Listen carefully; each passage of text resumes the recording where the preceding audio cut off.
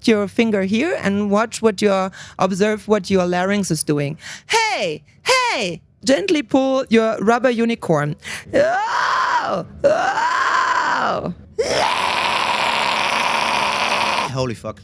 Was that better? Yeah.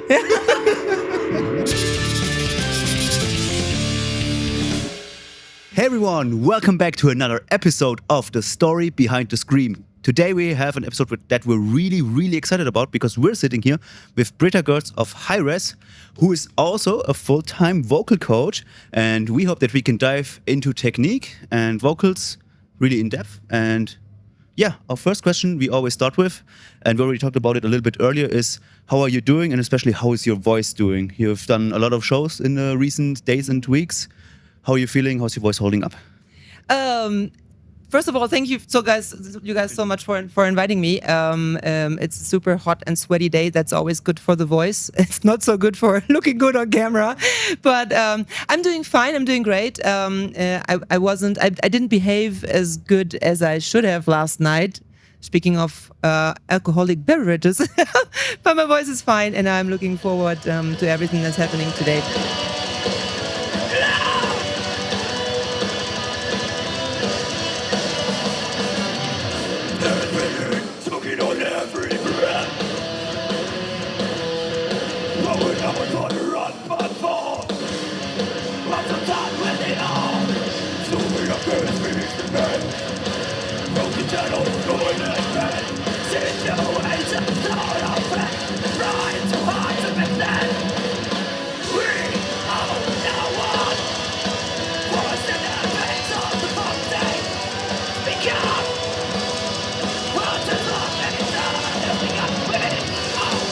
Britta, since when are you doing harsh vocals?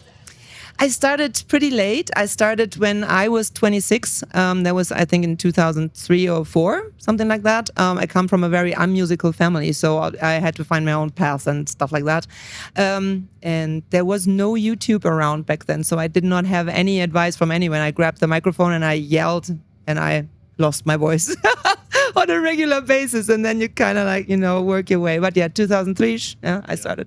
And when was the first time, can you remember, when you heard harsh vocals in general? Like when you are practicing it, but when you heard it, can you remember? It's funny that you asked me that because someone asked me that later, and I think it was Dimmu Borgir, I would say. In my teens, I was a huge fan of Guns N' Roses, and I think you can count that as harshish vocals sometimes. But I don't think that I perceived it that way. And the first time that I really was like, wow, that's something different, I think that was Dimmu Borgir. I'm pretty sure, yeah. What did you think? I thought it was awesome, and I thought, I think I can do that because I could do weird noises from early childhood on, and I never stopped. And I thought, I think I can do that, which was probably maybe the seed. I don't know. Right. And what led you then ultimately down to taking the path to becoming a vocalist, a vocal coach? That was so not my idea. I think it was in 2015 or something like that when people started bugging me to tell them how I was doing that, how to teach them. And I'm like, I can't teach that. But then people were very persistent, and then I started to explain it to them and maybe guessing my way how to teach that. And then I found it very interesting that I found joy in that. And also I learned a lot about my own voice through teaching, because my few students that I had were asking me things that I had never asked myself. And so I needed to find it out, look it up, find some resources for that. And it was a lot of fun. And then I started in 2016 to teach as a side job. And since 2020, I'm doing it full time every day. Yeah. Really nice. Eric and I, we are learning screaming for 2 years now. Mm-hmm. And sometimes we have really days where we are extremely frustrated because we don't make any progress at all for months sometimes, and it feels really hard to continue. When you learned screaming, did you have the same experiences, or did you have like some vocalists also say when they tried it, when they learned it, they even felt the taste of blood, they sometimes even spit blood? Did you have some similar experiences, some fuck-ups when you learned it, or did it went more or less smooth for you, or smoother than maybe for others?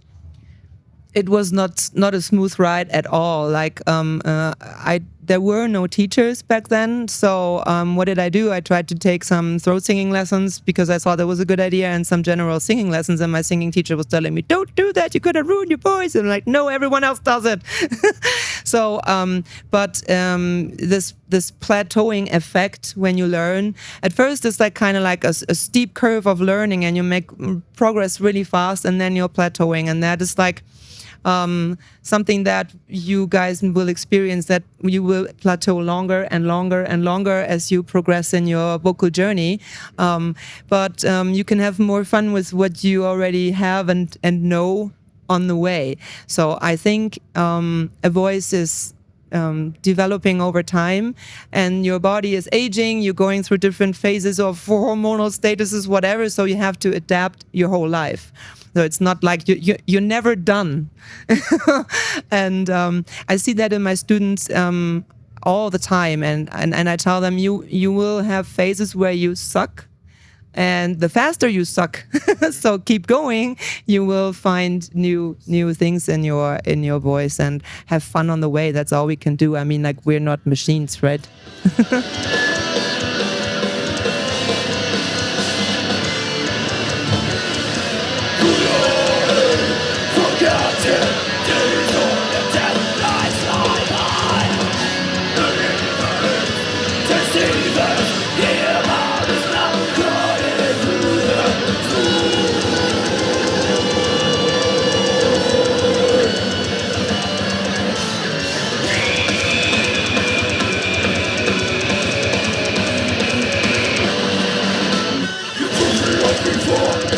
Quick shout out to Shred Factory. I saw your podcast with him, 2 episodes, and with like your backstory and everything, you go much more in depth. It's in German, but if you want to, feel free to check that out. I found it very interesting. It was a good preparation for today. But yeah, we hope that we can dive a little bit deeper into technique and do some vocals together. So you have a gigantic range from false chords to fries. I mean, we did some warm-ups out there outside of the tent earlier. That was insane. Could you demonstrate us like a little bit of everything, like false chord, lows, highs, fries, whatever other weirdness you can do? Weirdness. Yeah. I mean, before I do that, I want to say that the terms that we are throwing around here have changed over time. And so when people look stuff up on the internet, there might be people like expressing things differently. So we need to just like, I'm demonstrating a vocal fry. Whoa,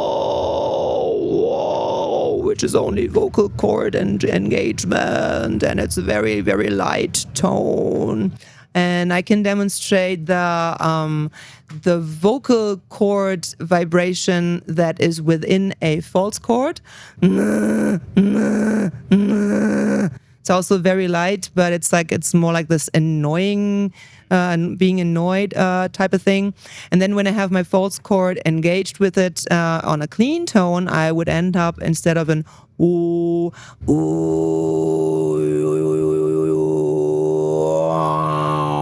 which I would call throat singing.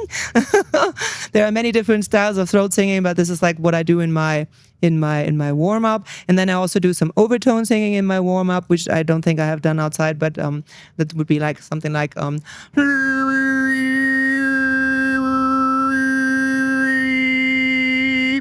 then I try to stag the sounds, and I don't know if I can just do it like that, but I would try.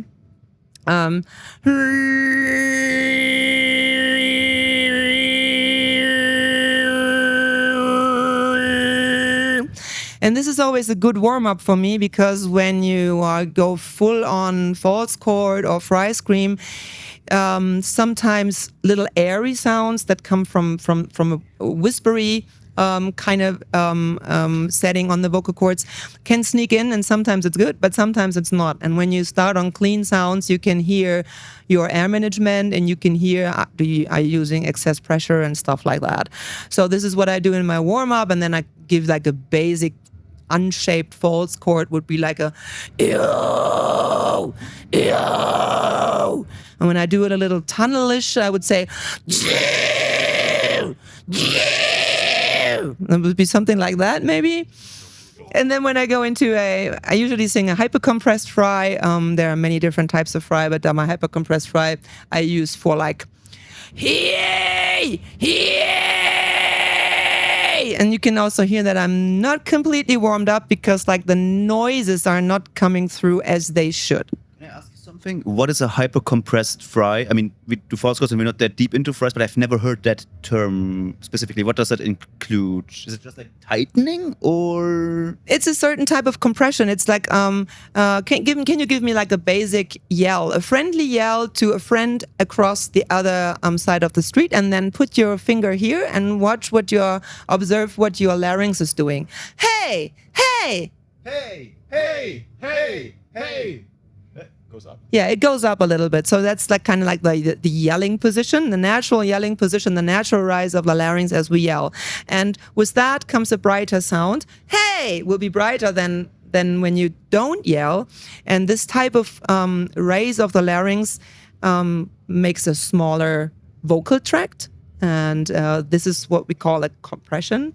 And this is like the hypercompressed fry is always with a raised larynx that has a good compression. For me, in my personal voice, I find it very singable. I find it very grippy, and I don't tend to overpace on stage when I use the hypercompressed fry so much. I can sing it with a lot of adrenaline, which is good. So that's what I'm doing. Wow. Okay. All right. Thank you so much for the demonstration. That was insane. Another question we wrote down here for the interview is for you to rate our screams and tell us how we're doing after 2 years, and let's see how good of a job we did. Okay. What do you want to hear? I want to hear a false chord first. Low, high, mid? Like a mid on speech level. Okay. Wow. Okay. Can you start without like jumping into it? Can you start and just like hold it a little bit more gentle? Let's see if I can do it on the spot. Whoa. Whoa. Try it like that. Whoa. Whoa. Yeah. Without a hard onset. Yeah, exactly. And without exploding into. Do you have the feeling that you're pushing the sound away when you do that, or that you're pulling it towards you?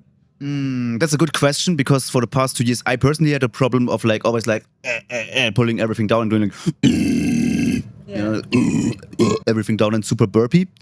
So I'm trying to like very much go like wow, wow, and I'm like whoa, because that pulls me back into my old scream that's very burpy and I get 8 comments for. I love that burpee sound, by the way. You should totally exploit that. What's your favorite scream? Normally the lows, because I think I have like also a lower voice or a bit deeper voice, and I always go for these. Yeah. Like, I always try to find from clean voice a bit Kargyraa. My Kargyraa are not the best. We practice it already a bit. Yeah. And then to go into the false chords, and it sounds like this.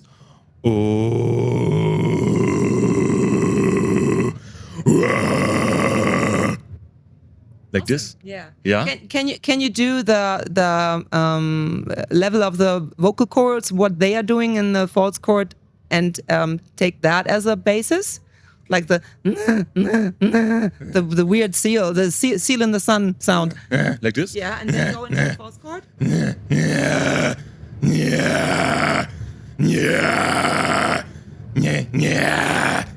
It was very good. Very, very good. Like it's quite smooth. Like was easy to do it, and like I think it was very loud. Like from my screams that are normally not as loud as Eric's are, I think it was quite loud. Don't worry about volume. You have microphones. Okay, can you fix mine too? What do you? I don't think it's about fixing anything. I think it's about vocal agility.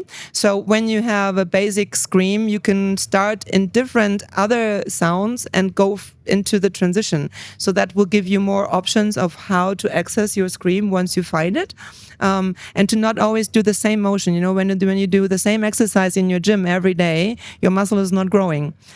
So like for the flexibility and the agility, I always advise my students, once they have it, okay, try now to come from this sound, try now to come from this sound, and find a new way of how to like find the sweet spot in that.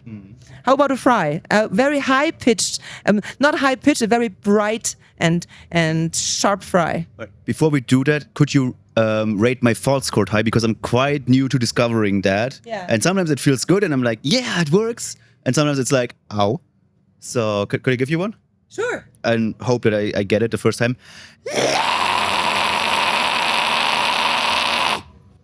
How did it feel?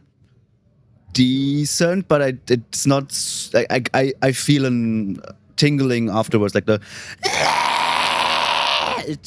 I think I'm too tense in my upper laryngeal space. Is that correct? Okay. What you can do if you feel too tight? What is in motion cannot be tight. So do the scream again, and at first try to move your head from side to side like that on the scream.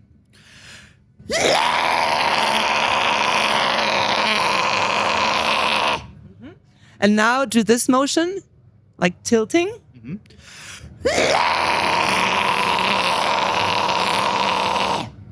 How did that feel? More bright and airy. Yeah. It takes a little while sometimes for me to get into that. Yeah. But yeah, all right. So is that an exercise you recommend? Just like keep moving to find, because it's also what a lot of people say, if you can move and the sound doesn't change, you're doing it right.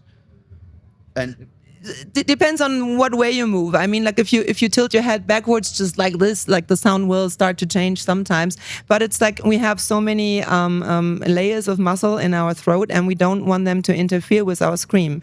And when you find like that you're tense in a certain muscle, I try to, when that muscle pulls too much, I try to stretch it so it can't pull, and then find a better position here. And sometimes that leads into like a more comfortable position for the sound.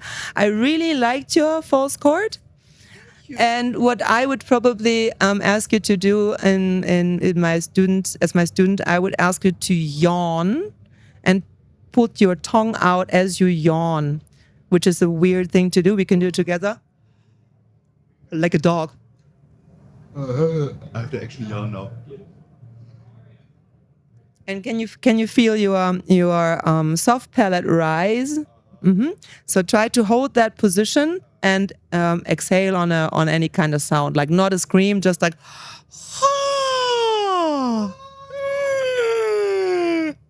And you observe his tongue. Do it again. It goes up, I guess.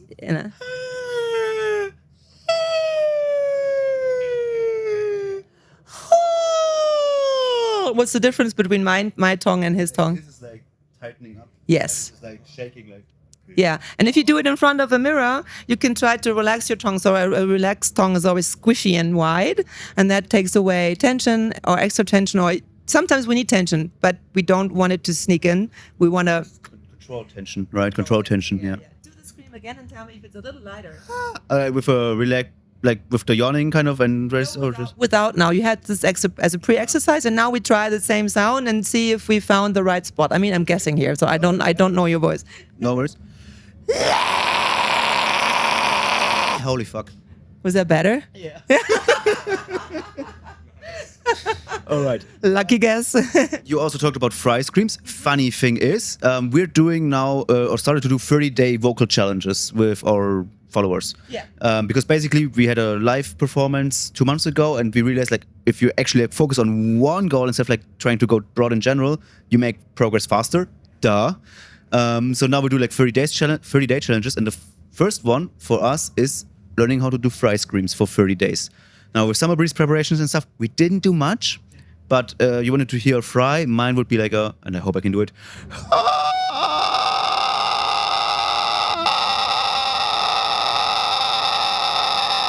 Dave from Scream Mystery Vocal Coaching, our coach, said like to do a.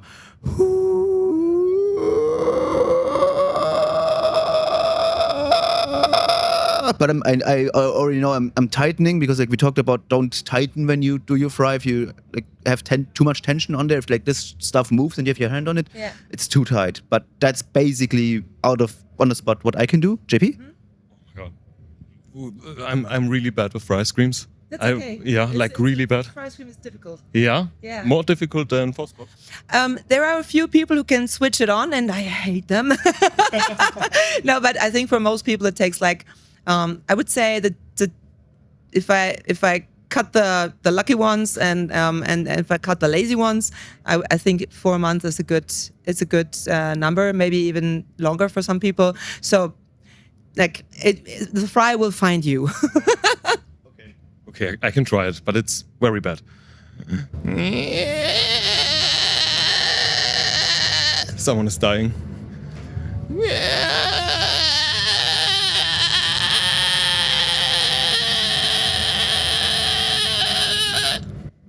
And what kind of placement do you have? Do you feel, where is the sound? Not the sound source, but where is the sound in your mouth? It feels like quite in the middle, like also around my soft palates, I would say. Yeah. Try to bring it up to here, but in the middle. Try to sing it through your mustache. Okay. Yeah. Yeah. Don't push, pull. Yeah. Okay, I give you one more trick. Imagine, and this is teaching screams is weirdly funny with all the pictures that we use. And my students, many of my students are unicorns. I give them the image of a unicorn, but it's made of rubber. Okay. And while you do the projection of the fry, what you're trying to do, I think, you gently pull your rubber unicorn. Oh! Oh! Okay.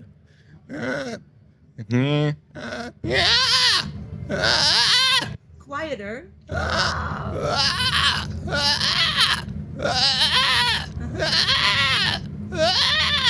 Yeah. Is this a right direction? Yeah, I'm feeling for it, like really if it's right or wrong.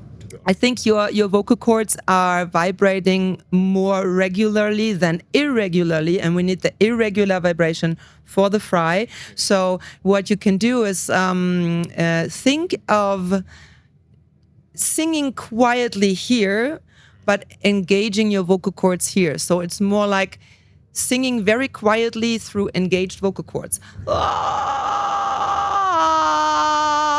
Would be the note that would come out if I would sing it through it. Yeah, but also we can try an uyuyuy. Uyuyuyuyuy.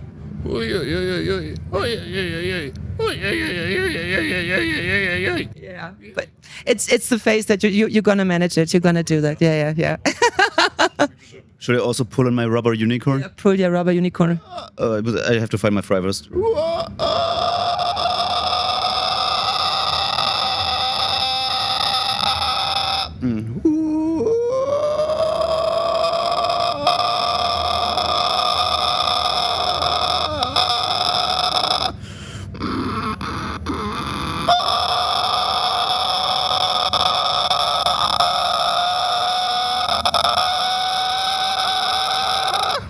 There you go. Like it's not one size fits all. So like it's like, you try that, but that was good. Is that head voice kind of like starting point? Is it good? We got some comments where like, oh, he's doing the, like, a lot of people are like, oh no, you shouldn't do. He's just using vocal fry. You shouldn't do vocal fry to do your fry scream, or you shouldn't use your head voice. Is that like I call bullshit, because like you can do it high, you can do it low, but like you have to start somewhere, and it sounds like a fry scream. But what's your opinion? The thing is, we cannot feel our vocal cords, so we have to go by sound. And I think when you find a sweet spot where your vocal fry is sustainable, it doesn't matter at all where it is. For me, it's easier to sustain in a head voice, because a head voice has thinner vocal cords than the chest voice. It's more mass. So to have that kind of irregular super vibration for the fry, I think it is per se easier in a head voice, but I see people and hear people who are doing it in their chest voice and have that. I think if you think that every vocal cord is the same, then you are mistaken. So whatever works for you will work for you. So it's unique what we do here, and it's a difficult instrument. We cannot see it, and it sounds different for us as we sing it as for everyone else out there. So yeah, I call bullshit. Thank you.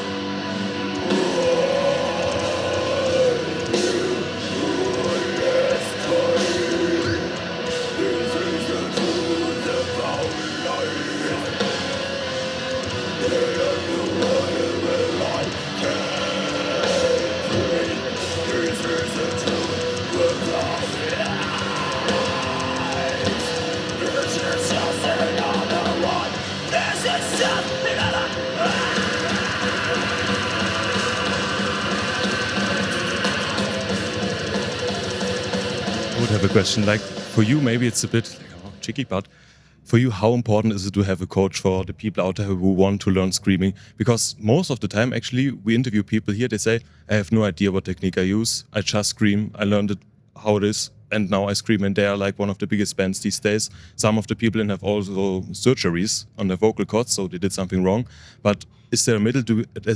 Would you recommend for everyone to have a coach, or is it like open? Like, how do you see it for the people out there who maybe want to start screaming, who are already practicing a bit? What would you recommend them to get a coach, or you know what I mean? I think a coach is always good to have by your side. It can never replace your own experience and how many times you train. So it's only like someone who can even the path for you and who can tell you your way of, like, this is not where you want to be. You want to be there, because like, I think the reason why many people who are on the bigger stages today didn't have a coach was because it's a pretty young art. So we didn't have coaches back then. So now we have coaches and we can even the path. But I think what makes me better as a vocal coach is my bad experiences with my own voice. That I had limitations, that I couldn't find a fry scream, that I was hoarse and sore in my voice. So this is kind of like an experience that you gotta have to be able to teach and to hear and feel what someone else might be going through. So a coach is always good, and a coach will always be there for you, even like when you have a mental blockage or when you're like frustrated. And guys, believe me, every singer has these days where they feel like they can't sing, where they feel like they are imposters and stuff like that. So maybe they don't talk about that, but I think a good coach or a good community of people that you can talk to is always good. And to find an answer on the other question, I do have coaches.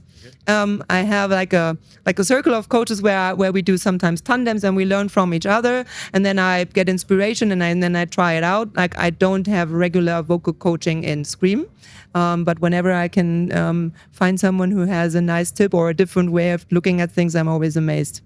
That's awesome. All right. We also have some community questions, right? We asked people what they want to know from you.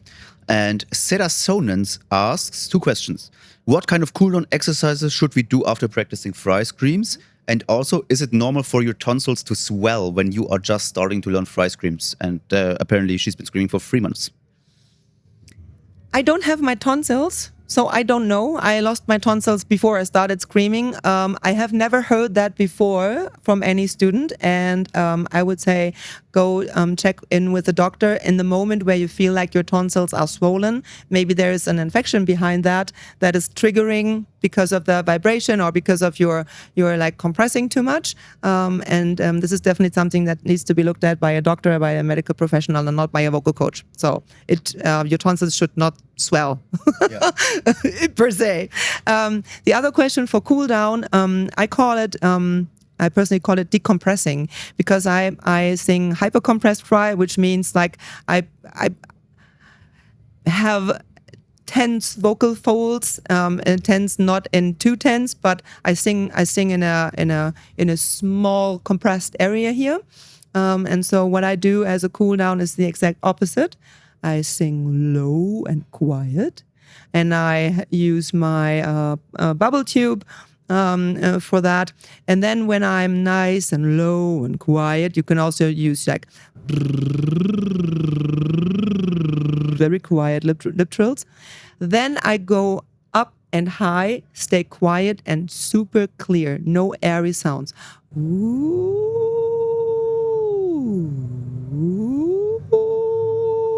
So you want to bring your vocal cords back into a regular vibration as opposed to an irregular vibration. And you want to make sure that you have your whole range. The vocal cords tense on higher tones and loosen on lower tones. So I go into full relaxation and then bring my voice up. Okay, well. Yeah, like we always heard like, okay, do cool downs, but that I never found like a good resource. Like, how do you do it? And that was... Some whiskey coke will do it. Yeah, that was very logical. Just a quick question. You said EMP will pick you up after the interview, just because we have a few more questions, just so we know, like, time wise. how much do we have left? Spät ist es? Halb? 2 minutes? Okay, then last question. One piece of vocal advice for beginners. Have fun, trust yourself, and trust in your uniqueness. All right, awesome, good. Then just because like we have some other, like maybe 1 or 2 more things we would love to do with you, I would say thank you so much. Maybe we can continue this at another time, finish the other questions that we had. Thank you so much for joining us. We had a blast. I hope you had too. And yeah, thank you so much for tuning in for another episode of The Story Behind the Scream. And go follow Britta. You can find her on Harsh Vocal School, correct? Yes. Correct. And yeah, if you're in need of coaching and help.